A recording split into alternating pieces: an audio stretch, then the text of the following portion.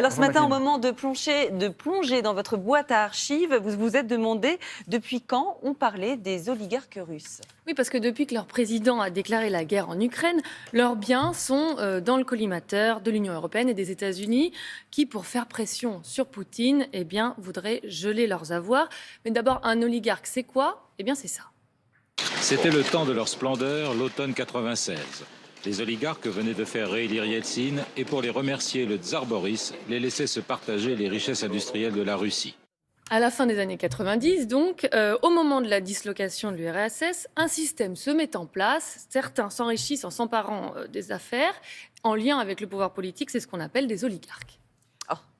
Oui, pardon. Vous aviez une question, je crois. Oui, parce qu'en fait, ça fait une vingtaine d'années que ces oligarques ils ont investi une partie de leur fortune chez nous, en France. Hein. Oui, et historiquement, d'ailleurs, ils l'ont fait plutôt où ? Dans quelle région, vous avez une... Je sais pas. Je sais pas. Non ? Non. Alors, c'était sur la côte basque. Ah bon À Biarritz. À Biarritz. Oui, c'est une tradition qui remonte à l'époque des tsars.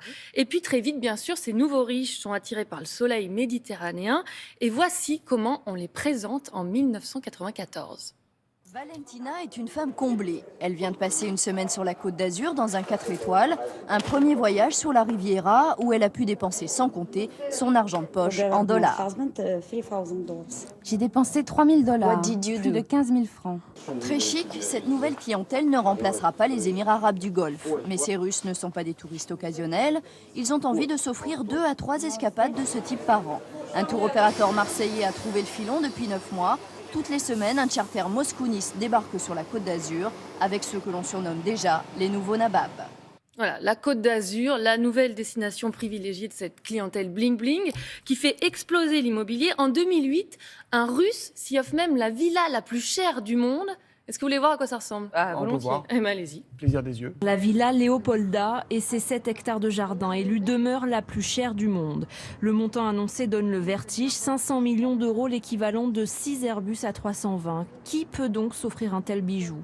Le nom du milliardaire russe Abramovitch a été avancé, mais c'est désormais vers son compatriote Prokhorov que se tournent tous les regards. Soit plus du double de cette villa les pieds dans l'eau, vendue 120 millions d'euros à un Russe. Il y en a un qui a laissé entendre chez le notaire, ça m'a été rapporté, qu'avant 5 ans, le cap serait russe. Remarquez, ça finira peut-être comme la promenade des Anglais. Les Anglais sont partis, la promenade est restée. C'était intéressant d'entendre Il ça. était C'était en visionnaire, ce monsieur. 2008. Et à quoi on reconnaît un oligarque russe sur la... Son yacht, Mathilde. bien sûr. L'Eclipse, long de 164 mètres, est propriété du milliardaire russe Roman Abramovitch. Depuis le début de l'été, l'Eclipse, trop long pour entrer dans les ports, est au mouillage sur la Côte d'Azur.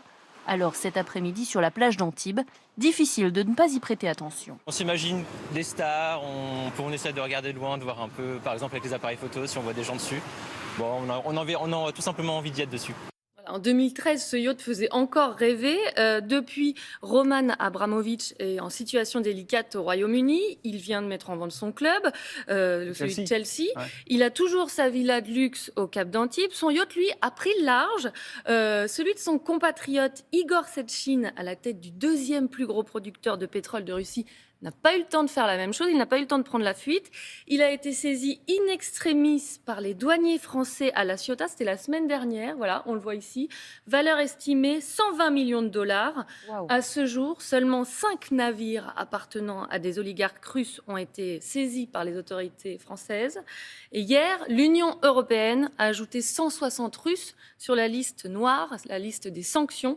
À court d'oligarques, c'est maintenant des députés qui seraient visés. Merci beaucoup Mathilde Terrier.